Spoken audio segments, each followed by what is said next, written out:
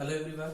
आज क्लास 12 की मैथ में हम बात करेंगे मैट्रिसेस के आगे 3.3 तक हमने कंप्लीट कर लिया था। आज हम बात करेंगे एलिमेंट्री ऑपरेशन और ट्रांसफॉर्मेशन ऑफ मैट्रिक्स। ये क्यों निकालते हैं? क्योंकि अब हमको जो पढ़ना है वो इनवर्स ऑफ मैट्रिक्स है और उसमें एलिमेंट्री ऑपरेशन हमें समझना होगा उससे पहले कि एलिमेंट्री ऑपरेशन होते क्या है और कैसे करते हैं। तो यहाँ हम सिर्फ जानते हैं कि एलिमेंट्री ऑपरेशन को हम यहाँ बताते हैं, कब और कहां कैसे यूज करना है वो इसके बाद बात करेंगे। आज हम ये देखेंगे कि एलिमेंट्री ऑपरेशन अप्लाई कैसे करते हैं, ठीक है, या एलिमेंट्री ऑपरेशन है क्या, कैसे हम इन्हें यूज करेंगे मैट्रिक्स में, ये बात है बाद में। सबसे पहले हम बात करते हैं एलिमेंट्री ऑपरेशन। ये 6 होते तो 3 ही हैं, 3 रो के लिए और 3 कॉलम के लिए सेम होते हैं, इसलिए वो 6 हो जाते हैं। पहले ये समझ लें कि इसमें सबसे पहला जो है कि द इंटरचेंज ऑफ एनी 2 रोज और 2 कॉलम। क्या कहते हैं, एक मैट्रिक्स अगर हम ले लें, सपोज दैट अ मैट्रिक्स ए, इसके एलिमेंट 1 3 5 7 8 6 2 4 एंड ये एक मैट्रिक्स ले लिया हमने। फर्स्ट जो एलिमेंट्री ऑपरेशन होता है वो क्या कह रहा है, इंटरचेंज ऑफ एनी 2 रोज और 2 कॉलम, कि किसी 2 रोज या 2 कॉलम को हम आपस में इंटरचेंज कर सकते हैं। सपोज दैट हम यहां पर लिखते हैं, इसे इंडिकेट कैसे करते हैं, R1 इंटरचेंज विद R2, देखिए लिखा है ना, ये इंटरचेंज का साइन, ऐसे ही लिखेंगे R1 इंटरचेंज विद R2। यहां क्या होगा, R1 किससे इंटरचेंज हो जाएगा, R2 से, यानी R2 हो जाएगा R1 के प्लेस पे और R1 कहां आ जाएगा, यहां, ऐसे ये इंटरचेंज हो जाएंगे। तो क्या हो जाएगा यहाँ पे 7 8 6 1 3 5 2 4, ठीक है, ये हो गया इंटरचेंज ऑफ एनी 2 रोज, ठीक है। ये देखिए एलिमेंट्री ऑपरेशन या फिर इसी को हम ट्रांसफॉर्मेशन बोलते हैं। ये हो गए मैट्रिक्स के। अब एक बात और भी आती है कि एक चीज याद रखिएगा कि ये दोनों एक दूसरे के इक्वल नहीं हो सकते। अगर हम ट्रांसफॉर्मेशन की बात करते हैं या कोई ऑपरेशन लगाने के बाद अगर हम ये कहते हैं कि R1 इंटरचेंज R2, फिर कहते हैं कि ये दोनों मैट्रिक्स इक्वल हैं, तो आप ये कभी नहीं कहना, क्योंकि पीछे हम पढ़ चुके हैं कि 2 मैट्रिक्स इक्वल तब होंगे जब उनके करस्पॉन्डिंग एलिमेंट्स भी इक्वल होंगे। यहां करस्पॉन्डिंग एलिमेंट कभी भी इक्वल नहीं होंगे। क्लियर? ऐसे ही ये हमने एलिमेंट्री ऑपरेशन लगाया, एलिमेंट्री रो ऑपरेशन है, ठीक है। अब एलिमेंट्री कॉलम ऑपरेशन पे इसी को देखते हैं, ठीक है।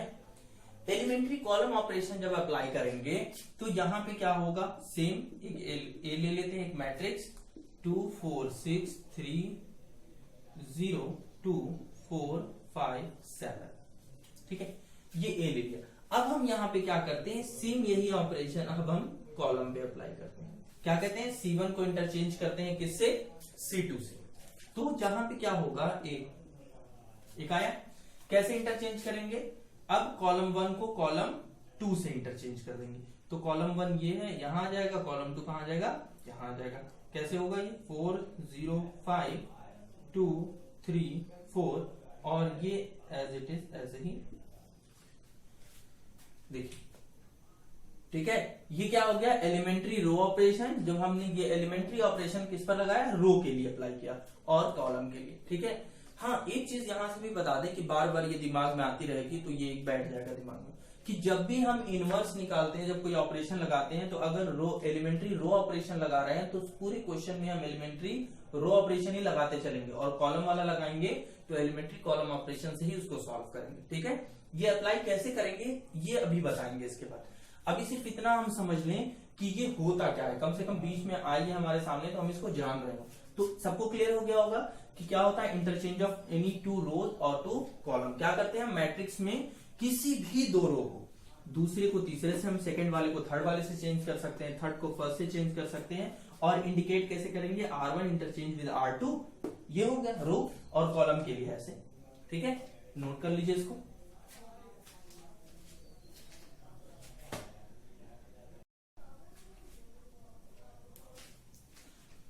अब हम देखते हैं सेकेंड एलिमेंट्री ऑपरेशन क्या होता है।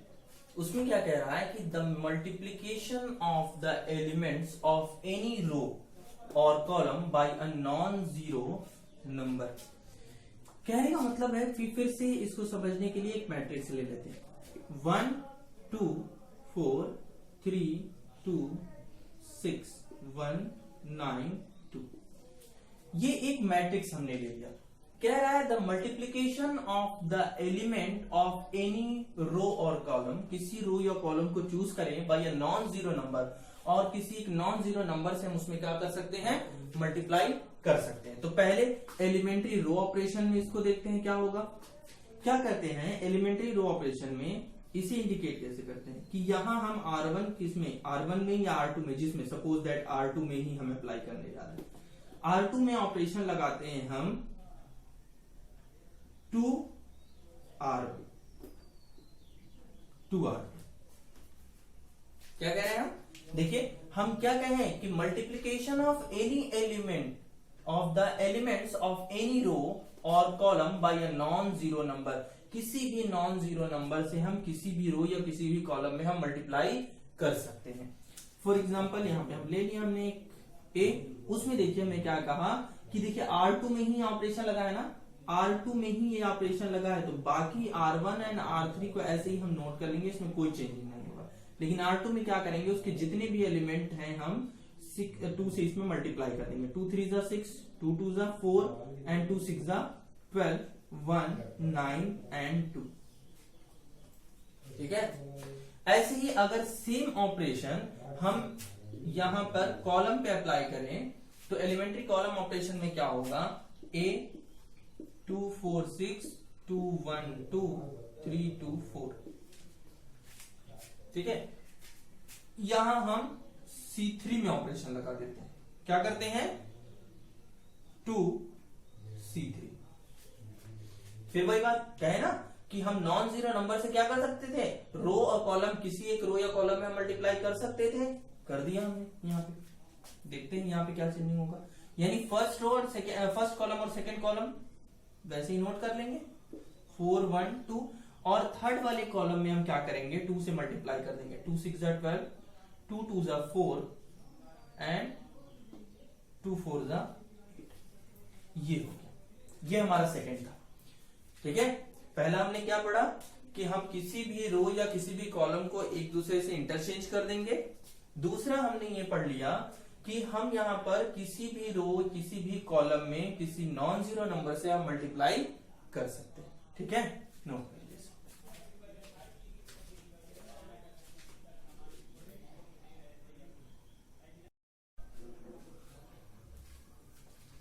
अब हम देखते हैं तीसरा एलिमेंट्री ऑपरेशन क्या कह रहा है।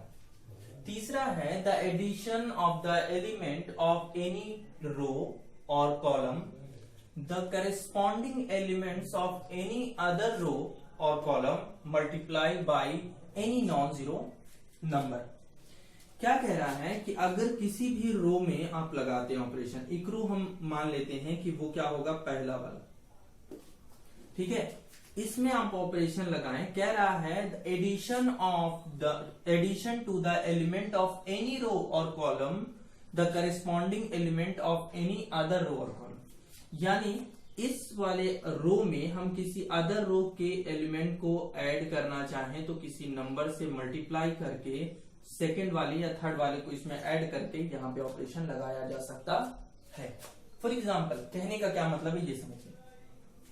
The addition of the element of any row, column की बात नहीं कर रहे, corresponding elements of the any other row multiplying by any non zero number. हम क्या कर सकते हैं, किसी भी रो किसी भी कॉलम को बिना मल्टीप्लाई किए भी ऐड कर सकते हैं। ये बात समझ ली, जरूरी नहीं है मल्टीप्लाई करके ही ऐड किया जाए। एडिशन या सब्ट्रैक्शन की बात करें तो हम किसी भी रो में किसी अदर रो के एलिमेंट्स को किसी नॉन जीरो नंबर से मल्टीप्लाई करके ऐड या सब्ट्रैक्ट किया जा सकता है, ये याद रखें आप। ठीक है, तो आइए हम सबसे पहले एलिमेंट्री रो ऑपरेशन देखते हैं। ठीक है, यहां पे क्या होगा, ए ले लेते हैं, 1 2 3 4 2 1 3 6 7।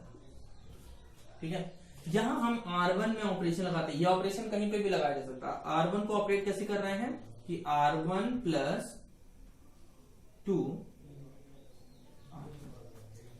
यानी हम चेंजिंग किस में करेंगे, सिर्फ R1 में होगी। और चेंजिंग ये बता रहा है, और सेकेंड रो और सेकेंड और थर्ड वाले रो को हम एज इट इज ऐसे ही नोट कर देंगे। जैसे यहां अब देखिए, ए कैसे चेंज होगा, ए क्या होगा, R1 में हम क्या कर रहे हैं, R1 प्लस 2 R2, R2 में 2 से मल्टीप्लाई कराइए, कितना हो जाएगा, 2 4 जा 8, और R1 को उसमें ऐड कर दीजिए 9। ठीक है, फिर R1 का इसके करस्पॉन्डिंग एलिमेंट इसमें कौन है, देखिए कहा है ना, वहां एक वर्ड वो लिखा है, corresponding element of any other row और कॉलम, यानी इस वाले को इसके साथ इसके करस्पॉन्डिंग एलिमेंट तो यही है, फर्स्ट रो का सेकंड वाले रो के फर्स्ट एलिमेंट से ही, सेकंड एलिमेंट से ही थर्ड एलिमेंट आपस में ऐड होंगे। किसी भी रो में ये ऑपरेशन लगाया जा सकता है, जरूरी नहीं है R1 और R2 में ही ये हो, हम R2 में भी लगा सकते हैं, R3 में भी अप्लाई कर सकते हैं। ठीक है, फिर यहां पे क्या होगा, R1 it means 2 plus 2R2, 2 2 जा 4, 4 और 2 कितना होगा 6, ऐसे यहां पे भी 2 से मल्टीप्लाई करके इसमें ऐड कर देंगे, 2 1 जा 2 और 3 5, और इन सबको ऐसे ही 4 2 1 3 6 7। इसी तरह से सेम जैसे हमने एलिमेंट्री रो ऑपरेशन अप्लाई किया, वैसे ही हम एलिमेंट्री कॉलम ऑपरेशन भी अप्लाई करेंगे। ठीक है, कैसे, वहां पे क्या होगा, ए है 1 0 4 2 3 3 2 4 2। ठीक है, यहां पे भी हम कॉलम में भी यही अप्लाई कर सकते हैं, C1 में ऑपरेशन लगाते हैं, 1 ही कुछ नंबर लेते हैं, 2 लेते हैं, C1 को ऑपरेट करते हैं C1 प्लस 2 C2, तभी ये भी होगा। कैसे, यहां हम कॉलम में ऑपरेशन लगाएंगे, किसमें चेंजिंग करेंगे, कॉलम 1 में, कॉलम में 1 में क्या करेंगे, कॉलम 1 में कॉलम 2 में 2 से मल्टीप्लाई करेंगे और कॉलम 1 में उसको ऐड कर देंगे। कैसे, देखिए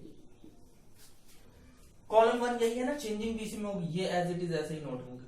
कॉलम 1 में हम क्या करें, 1 प्लस 2 2 जा 4, 1 प्लस 4 कितना होगा 5, इसको भी डबल करके इसमें ऐड कर देते हैं, 2 3 जा 6 और 2 8, 2 4 जा 8 और 2 10, 2 3 4 4 3 2, ये होगा। सो एलिमेंट्री ऑपरेशन या ट्रांसफॉर्मेशन इसी को कहते हैं। ये हमने बताया है कि क्या है, कैसे अप्लाई होगा, इसकी बात अभी यहां हम नहीं कर रहे हैं, इसकी बात अभी हम करेंगे जब हम इनवर्स पढ़ेंगे। ठीक है, कैसे अप्लाई करना है इनको, कहां पर कैसे यूज करेंगे, लेकिन ये एक बात हमेशा दिमाग में रखेंगे कि जब किसी क्वेश्चन को लगा रहे हो तो एलिमेंट्री रो ऑपरेशन लगा रहे हो तो हर एक स्टेप में वही यूज करेंगे, कॉलम ऑपरेशन का यूज कर रहे हैं तो पूरे क्वेश्चन में कॉलम ऑपरेशन का यूज करेंगे। ठीक है, तो यहां 3 हो गए, एलिमेंट्री ऑपरेशन और ट्रांसफॉर्मेशन ऑफ मैट्रिक्स, इसको नोट कर लीजिए, फिर बताते हैं। एक बार इसको फिर से देख लेते हैं तीनों को। क्या पहला हमने क्या पढ़ा है, पहला हमने ये पढ़ा कि हम क्या कर सकते हैं, किसी रो या किसी कॉलम को इंटरचेंज कर सकते हैं आपस में। ठीक है, दूसरा, अगर हम एक ही एग्जांपल लेकर चल रहे हैं ये सारे, ठीक है, आप समझ लेंगे, वो कोई भी हो सकते हैं, R2 को R3 से, R3 को R1 से, किसी को भी किसी से इंटरचेंज कर सकते हैं। सेकंड जो हमने पढ़ा कि क्या कर सकते हैं हम, किसी भी रो या किसी भी कॉलम के, देखिए दो हमने पढ़ा, ये रो के लिए तो ऐसे ही कॉलम के लिए भी ये होगा। ठीक है, फिर सेकंड वाला हमने पढ़ा कि किसी रो में हम किसी भी नॉन जीरो एलिमेंट से मल्टीप्लाई कर सकते हैं, 2R1, कॉलम के साथ भी यही होगा, कॉलम 1 में हम ऑपरेशन कर सकते हैं 2C। ठीक है, तीसरा जैसा कि ऊपर ही लिखा है कि the adding of the 2 element of any row और column the corresponding element of any other row और column multiply by any non zero number. यानी हम क्या करते हैं, कोई किसी एक रो में दूसरे रो को किसी भी नॉन जीरो नंबर से मल्टीप्लाई करके ऐड कर सकते हैं, और ऐसा सब्ट्रैक्ट में भी होता है। C1 ऑपरेशन कैसे लगाएंगे, C1 प्लस 2C2, यहाँ पे ये कोई भी नॉन जीरो हो सकता है, यहाँ हम K मान लेते हैं, K ले लेते हैं, इन सब के प्लेस पे K लेते हैं। ठीक है, K मीन्स यहाँ पे कोई भी नॉन जीरो नंबर हो सकता है। ठीक है, तो ये 3 चीजें, और 3 को जस्ट डबल कर दें अगर, एलिमेंट्री रो ऑपरेशन और एलिमेंट्री कॉलम ऑपरेशन, तो ये 6 हो जाएंगे। ठीक है, ये इतनी चीजें हमको एकदम याद रखनी, नोट कर लीजिए।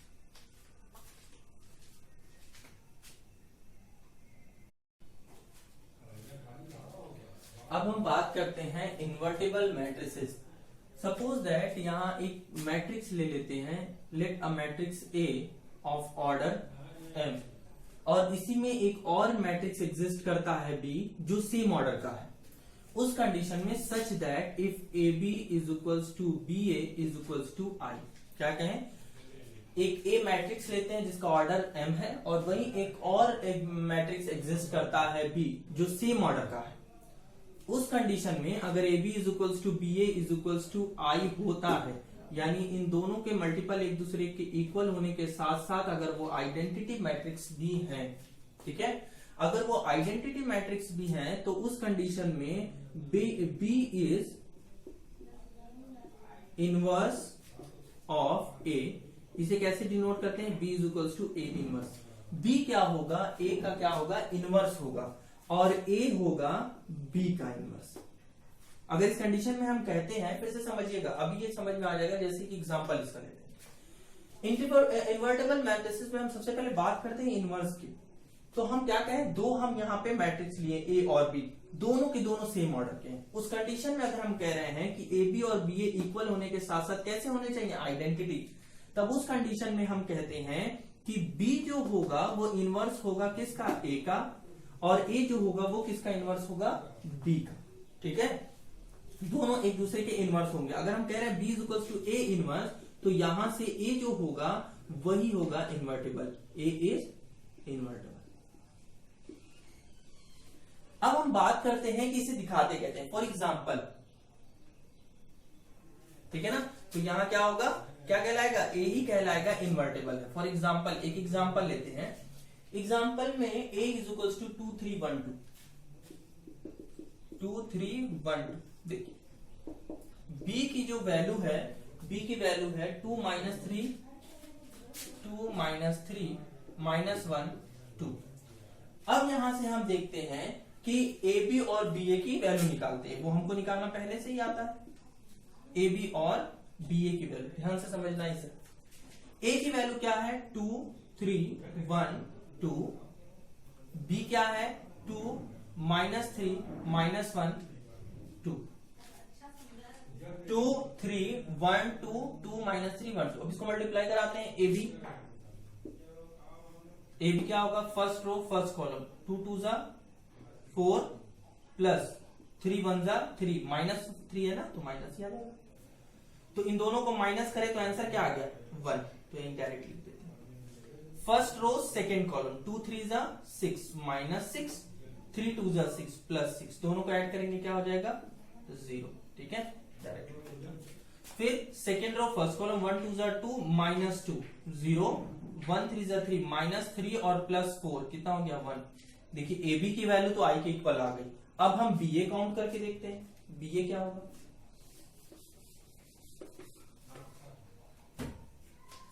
बी ए निकाल लेते हैं। बी की वैल्यू 2 - 3 -1 2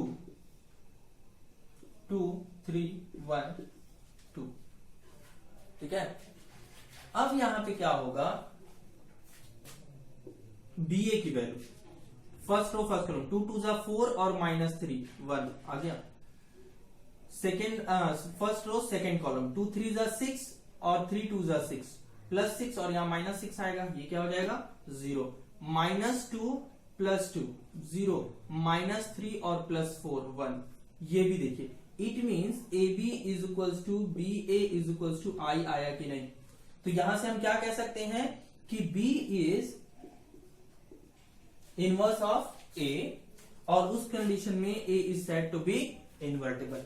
वहां पे क्या होगा, a इन्वर्टेबल होगा। अब इसके बाद पहले इसको नोट कर लें, ठीक है। बात करेंगे यहाँ uniqueness of inverse. Uniqueness of inverse में कहने का मतलब है कि अगर हम किसी मैट्रिक्स, स्क्वायर मैट्रिक्स की बात करें, यहां सपोज कर लेते हैं a एक स्क्वायर मैट्रिक्स है जिसका ऑर्डर है m। हमको ये दिखाना है कि अगर इसका इनवर्स एग्जिस्ट करेगा तो वो एक ही होगा। तो कैसे दिखाते हैं, हम मान लेते हैं इसी सेम ऑर्डर के दो और हैं, कौन, b और c, दो मैट्रिक्स लेते हैं सेम ऑर्डर के। अगर हम ये दिखा दें कि b और c आपस में इक्वल हैं, तो ये श्योर हो जाएगा कि हाँ इसका इनवर्स क्या होगा, यूनिक होगा। हम ये पहले ही पढ़ चुके हैं कि अगर हम a और b की बात करते हैं, ये इन्वर्टेबल है, तो उस कंडीशन में हमने पढ़ा था A B is equals to B A is equals to I. ठीक है, यहाँ इस कंडीशन में क्या था, ए बी का इनवर्स था और बी क्या होगा, ए का इनवर्स होगा। अगर इस कंडीशन को हम देखें और हम ए और सी की बात करें तो सेम मान लेते हैं, सी क्या है, एक और ऐसा स्क्वायर मैट्रिक्स है जो किसका इनवर्स है, ए का। तो उस कंडीशन में हम क्या करेंगे, सी की कंडीशन में हम ये कह सकते हैं ना कि A C is equals to C A is equals to I. अब हमको ये प्रूव करना है कि बी सी के इक्वल है। यहां से चलते हैं, इसको छोड़ देते हैं, इक्वेशन 2 बना के, समझ गए यहां तक। अब हम कह रहे हैं जैसे यहाँ देखो बी था तो हम A B is equals to B is equals to I लिए थे, अब यहाँ सी है तो A C is equals to C is equals to I होगा। अब हमको ये दिखाना है कि बी, तो क्या हम इसे बी ए को बी आई नहीं लिख सकते। हम ये जानते हैं कि किसी भी मैट्रिक्स में आइडेंटिटी मैट्रिक्स से अगर हम मल्टीप्लाई कर दें तो हमारा सेम मैट्रिक्स आ जाता है। अच्छा, b is equals to B और i के प्लेस पे इक्वेशन 1 से हम देखें अगर तो हम उसको ac कर सकते हैं क्या, ac लिख देते हैं। यहां पे कॉम्यूटेटिव प्रॉपर्टी यूज करते हैं, मैट्रिक्स में वो होती है, अप्लाई करती है, ठीक है। ba is equals to C, sorry associated ba into C, ठीक है ना। अब यहां पर क्या करते हैं हम, ba into C, B A की वैल्यू यहां देखिए आई लिख सकते हैं उसके प्लेस पे, आई इंटू सी, ये बी। जब फिर वही बात, एक मैट्रिक्स से आइडेंटिटी मैट्रिक्स का मल्टीप्लाई कराएंगे तो यहां हमने क्या प्रूव कर दिया, बी सी के इक्वल है। तो यहां से ये थ्योरम भी प्रूव हो गया कि हाँ अगर ए का इनवर्स इसमें होगा तो वो कैसा होगा, यूनिक होगा। थ्योरम 4 की बात करें तो वहां कह रहा है if A and B are invertible matrices of the same order then AB inverse is equals to, देखिए ये क्वेश्चन आ सकता है एग्जाम में भी, ये दे सकता है, इंपॉर्टेंट है। कह रहा है कि ए बी इन्वर्टिबल मैट्रिसेस है, ए और बी अगर इन्वर्टिबल मैट्रिसेस है तो हमें ये प्रूफ करना होगा कि ए बी इनवर्स जो होगा वो होगा बी इनवर्स ए इनवर्स के इक्वल होगा, ठीक है। ए बी इनवर्स क्या होगा, इक्वल होगा बी इनवर्स ए इनवर्स के। सो यहां से हम ये तो लिख सकते हैं, बहुत टफ भी नहीं है ये प्रूफ करना, इसके इक्वल ये लाना। यहां से हम ये कहते हैं A B into A B inverse, ये आई के इक्वल होगा, ठीक है। आइडेंटिटी मैट्रिक्स ही आएगी जब किसी एक ही मैट्रिक्स में उसके इनवर्स से हम मल्टीप्लाई करते हैं तो वहां जो आएगा वो क्या होगा, आइडेंटिटी मैट्रिक्स ही होगा। ए में अगर ए इनवर्स से मल्टीप्लाई करेंगे तो क्या आएगा, आइडेंटिटी मैट्रिक्स। तो यहां हम आई लिख सकते हैं। अब हम इसमें क्या करते हैं, एक वर्ड हम यूज करेंगे, pre multiplying both side by A inverse, pre multiplying, ठीक है, हमको लाना है। यहां प्री मल्टीप्लाइंग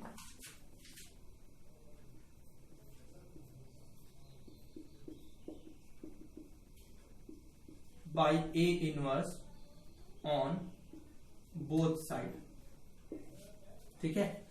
प्री मतलब उससे पहले, देखिए हम ये जानते हैं कि मैट्रिक्स में बहुत फर्क पड़ता है ए और बी और ए से हमेशा ये दोनों इक्वल नहीं होते।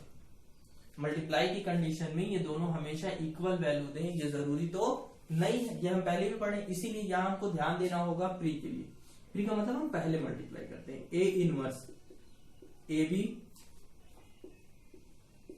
Inverse I A inverse I. अब यहां पे एसोसिएटिव प्रॉपर्टी का यूज करते हैं, ए इनवर्स ए लिख सकते हैं, B A B inverse A inverse I, और यहां आई हटाकर हम लोग सिर्फ ए इनवर्स का ही यूज कर सकते हैं, ठीक है। अब यहां पर अगर हम देखें तो ए इनवर्स और ए का मल्टीप्लाई होगा तो क्या आएगा, आई आएगा, I B is equals to A B inverse is equals to A inverse, ठीक है। यहां देखिए I B is equals to A B inverse A inverse, हमको यही इसके इक्वल दिखाना है ना, B inverse into A inverse. फिर हम यहां से देखें अगर तो आई बी को हम क्या लिख सकते हैं, सिर्फ बी लिख सकते हैं, क्योंकि आइडेंटिटी मैट्रिक्स से किसी मैट्रिक्स में मल्टीप्लाई करेंगे तो सेम मैट्रिक्स आएगी। अब इसके बाद हम क्या करते हैं, यहां देखिए अगर फ्री क्या करते हैं हम, pre multiplying by B inverse, यहां हम क्या करें, बी इनवर्स से मल्टीप्लाई कर दें। So B inverse B A B inverse is equals to B inverse A inverse, और इसकी फिर आई आएगी और आई इसके साथ मल्टीप्लाई करेगा तो ए बी इनवर्स ही आएगा बी इनवर्स ए इनवर्स। यही प्रूव करना था, हो गया। बात समझ में आई क्या कहें? अगर हम कह रहे हैं ए बी इन्वर्टेबल है तो हमको ये प्रूव करना था कि A B inverse is equals to B inverse A inverse. ये तो कहा है ना कि इन्वर्टेबल है, तो हम यहां से पहले एक मैट्रिक्स को लेते हैं। हमको पता है किसी मैट्रिक्स को उसके इनवर्स के साथ मल्टीप्लाई कराएं तो आइडेंटिटी आएगा, जैसे कि हमने यहां देखा था A B is equals to B A is equals to I आ रहा था ना। हमने वहां क्या देखा था? यही तो देखा था कि ए बी का इनवर्स था और बी ए का इनवर्स था, और दोनों का मल्टीप्लाई करने पर क्या आ रहा था? आइडेंटिटी आ रही थी। उसी का यूज हमने यहां किया कि हमने ये देखा कि A B is equal to A B inverse से जब उसका मल्टीप्लाई कराए आइडेंटिटी, प्री मल्टीप्लाइंग करा दिया हमने ए इनवर्स से, एसोसिएटिव लॉ आया, एसोसिएटिव प्रॉपर्टी का यूज किया, A inverse A into B लिख सकते हैं, बी को अलग कर दिया, इन दोनों का मल्टीप्लाई सेम वही बात, तो आइडेंटिटी आएगी, दोनों इनवर्स है, और आइडेंटिटी का बी से किसी भी मैट्रिक्स से मल्टीप्लाई करेंगे वही मैट्रिक्स होता है। फिर हमने यहाँ पे प्री मल्टीप्लाइंग कराया किससे? बी इनवर्स से, और बी इनवर्स से मल्टीप्लाई कराने के बाद यहाँ पे भी आइडेंटिटी आएगी, इससे मल्टीप्लाई करेगा सेम मैट्रिक्स। ठीक है, तो ये पूरा समझ में आ गया होगा, इंपॉर्टेंट है, नोट कर लीजिए। Matrix by elementary operation. Inverse में एलिमेंट्री ऑपरेशन हमने इससे पहले पढ़ा, लेकिन वहां हम ये जान रहे थे कि एलिमेंट्री ऑपरेशन क्या है, कैसे है, मतलब कैसे होते हैं एलिमेंट्री ऑपरेशन, उसके बारे में हमने वहां पढ़ा। आज उन एलिमेंट्री ऑपरेशन को कैसे अप्लाई करेंगे ये यहां पर हमें देखना है कि इनवर्स फाइंड करने के लिए किसी का एलिमेंट्री ऑपरेशन हम यूज कैसे करते हैं। फर्स्ट एक चीज को और समझ लें कि मान लीजिए कि एक्स, ए और बी ये तीन मैट्रिक्स हैं सेम ऑर्डर के। अगर ये सेम ऑर्डर के मैट्रिक्स हैं such that x is equals to A B, अगर हम इसमें एलिमेंट्री, हमने पहले ही बताया था क्वेश्चन सॉल्व करते समय हम ये ध्यान देंगे कि हम जिस ऑपरेशन को एलिमेंट्री रो ऑपरेशन लगाएंगे तो पूरे क्वेश्चन में एलिमेंट्री रो ऑपरेशन का यूज करेंगे, कॉलम का यूज करेंगे तो एलिमेंट्री कॉलम ऑपरेशन का ही यूज करेंगे। अगर हम यहाँ पर एलिमेंट्री रो ऑपरेशन लगाते हैं तो x is equals to A B को सॉल्व करने के लिए x और जो इसका फर्स्ट एलिमेंट होगा इन्हीं दोनों में हम चेंजिंग करेंगे, b को एज इट इज नोट करते चले जाएंगे। लेकिन एलिमेंट्री कॉलम ऑपरेशन के लिए हम x is equals to A B अगर लिखते हैं तो x और b में राइट हैंड साइड में हम b में चेंजिंग करेंगे और a एज इट इज लिखते चले जाएंगे। जैसे एक एग्जांपल लेकर हम बताते हैं, ठीक है।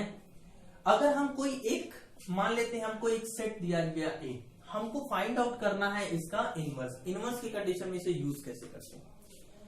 तो हम a को a is equals to I ए लिखते हैं उस कंडीशन में अगर हमें एलिमेंट्री रो ऑपरेशन का यूज करना है। और करते क्या है इनवर्स फाइंड आउट करने के लिए, ध्यान से समझिएगा क्योंकि हमको यही करना है सारे क्वेश्चंस में। एलिमेंट्री रो ऑपरेशन अगर लगाएंगे तो वहां क्या लिखेंगे? a is equals to I ए। उस कंडीशन में हम क्या करेंगे, जो भी रो में ऑपरेशन लगाएंगे वो इसमें और इसमें होगा और a को एज इट इज नोट करते चले जाएंगे। तो चेंज होकर यहां पर हमको इसको a को ऐसा चेंज करना होगा इन ऑपरेशंस का यूज करके कि वो किस में चेंज हो जाए? आइडेंटिटी मैट्रिक्स में। और यहां पर कोई अदर, यहां पर कोई एक और क्या होगा? मैट्रिक्स चेंज हो चुका होगा। जब हम यहां पर कोई ऑपरेशन अप्लाई करेंगे तो सेम ऑपरेशन इस पे भी यूज होगा। तो अगर ये A से कन्वर्ट हुआ होगा I में, हम किस में कन्वर्ट करेंगे? जो भी मैट्रिक्स होगी उसको आइडेंटिटी मैट्रिक्स में कन्वर्ट करेंगे। तो ये आइडेंटिटी मैट्रिक्स भी बदल गई होगी, उसे हम मान लेते हैं B। यहाँ क्या हो जाएगा? B A। और हमने उस कंडीशन में पढ़ा भी था कि फिर क्या हो जाता है? A इनवर्स होगा B का और B इनवर्स होगा A का। तो यहां से हम फाइंड आउट कर लेंगे उसे, ठीक है। तो अब यहाँ पर A जो हो जाएगा A inverse is equals to क्या हो जाएगा? B, ठीक है। हम लोग यहां से ये भी तो कर सकते हैं ना, प्री मल्टीप्लाइंग ए इनवर्स। आप खुद ही देखिए, यहां से हम प्री मल्टीप्लाइंग अगर ए इनवर्स करते हैं या ऐसे लिख देते I A inverse is equals to B A inverse, इसकी जगह आई आएगा तो A inverse is equals to identity का किसी के साथ मल्टीप्लाई होगा ए इनवर्स ही आएगा और इसकी वैल्यू आई, तो यहाँ आंसर क्या आ गया? A inverse B. यानी हमारा ए का जो इनवर्स होगा कौन होगा? जो यहाँ ये जो बी वैल्यू जो आई होगी, यही आई चेंज होकर जो आया है वही हमारा क्या होगा? ए इनवर्स होगा। अभी एक एग्जांपल होगा, समझ में आ जाएगा क्या कहें, लेकिन ये याद रखना है कि लिखना कैसे, ठीक है।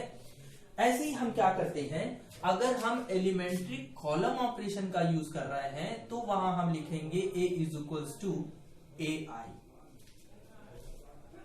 कॉलम ऑपरेशन में हम क्या करेंगे, a is equals to AI। इसमें भी यही है, यहाँ कॉलम ऑपरेशन का यूज करेंगे और यहाँ पर इसे आइडेंटिटी में चेंज करेंगे, यहाँ कॉलम ऑपरेशन का यूज करेंगे, यहाँ पे कोई अदर मैट्रिक्स हो जाएगा B, और ये सॉरी ये तो चेंज होगा नहीं, यहाँ लगाएंगे ना सेकंड वाले में, तो ये तो हमारा क्या होगा, एज इट इज ऐसे ही आएगा, और ये चेंज होकर कोई नया बन जाएगा B। तो सेम काम यहाँ कर सकते हैं। हम क्या करेंगे, जब यहाँ पे देखिए किसमें चेंजिंग आई थी, यहाँ पे भी हम लोग किसमें चेंजिंग कर रहे थे, आई को ही, इन दोनों में यहाँ लगा रहे थे ए और आई में, यहाँ पे भी ए और आई में ही लगाएंगे, बस लिखने का हमारा तरीका चेंज हो जाएगा। हम क्या लिखेंगे, एलिमेंट्री रो ऑपरेशन में A is equal to I A suppose करके सॉल्व करेंगे, और एलिमेंट्री कॉलम ऑपरेशन में A is equal to A I करेंगे। ये आपको हमेशा याद रखना है, ठीक है। आइए एक क्वेश्चन लगाकर इस पे देख लेते हैं, ज्यादा अच्छे से समझ में आ जाएगा वो।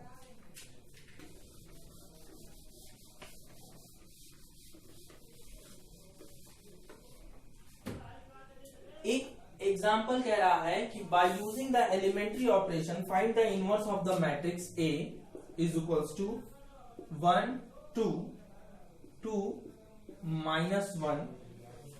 ये हमको फाइंड आउट करना है, इसे हम मान लेते हैं A। हम लोग यहाँ एलिमेंट्री रो ऑपरेशन लगाते हैं, क्या लगाते हैं, एलिमेंट्री रो ऑपरेशन। आइए देखते हैं क्या होगा।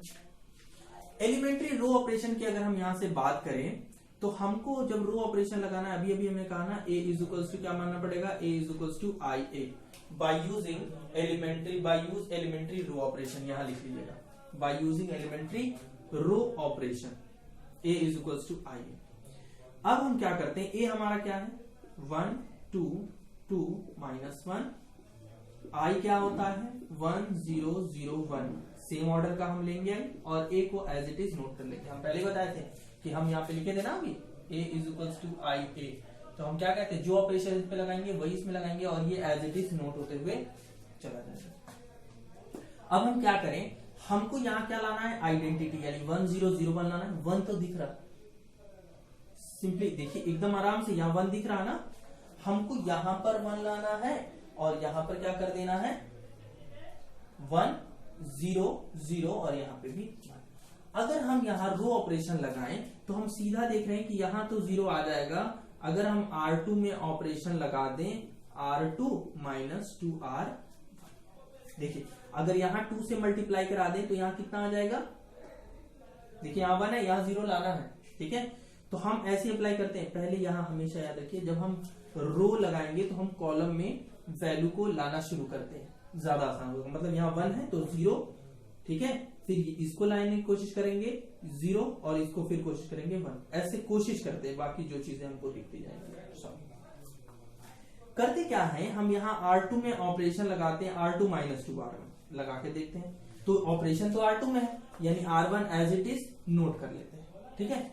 अब हमने R2 में ऑपरेशन लगाया, R2 -2R1, R2 -2R1, 2 1 2, इसका पहले एलिमेंट में से माइनस करेंगे, 2 और 2 कितना हो जाएगा 0।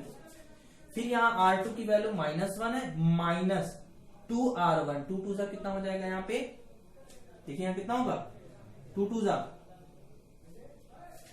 4, और ये भी माइनस है, तो यहाँ पे क्या हो जाएगा, देखिए सॉरी -1 और 2 2 जा 4, -4, आंसर क्या आ गया -5।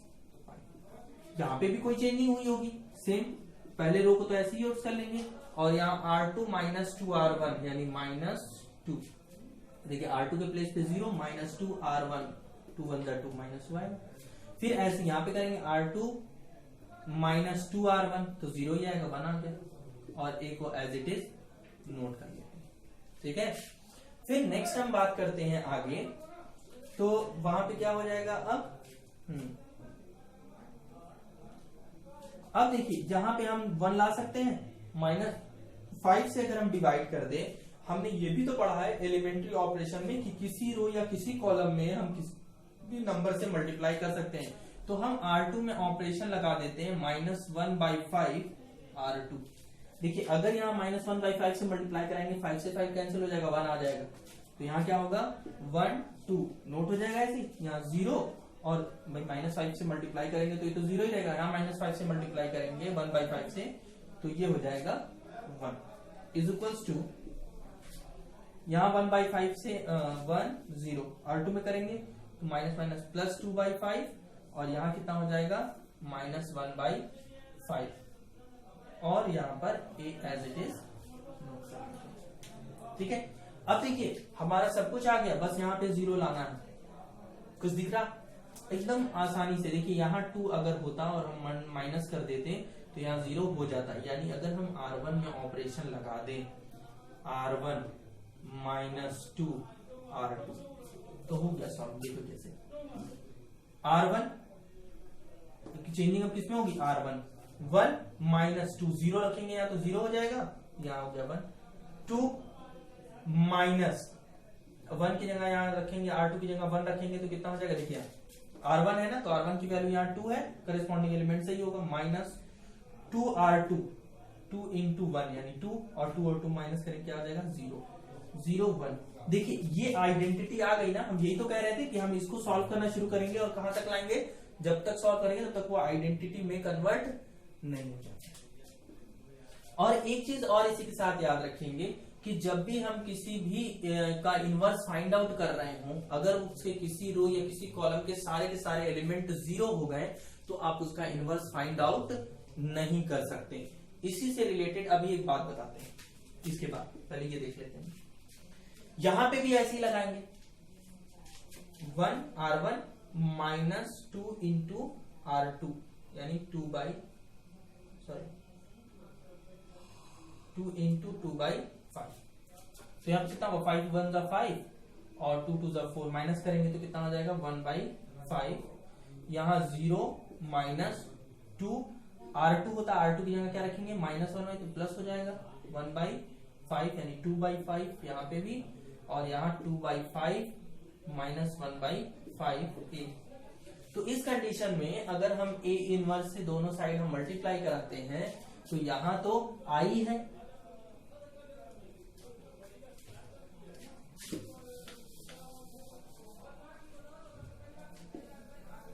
ये जो वैल्यू है ये किसकी वैल्यू है I की, ठीक है ना, ये वैल्यू किसकी है I की। I =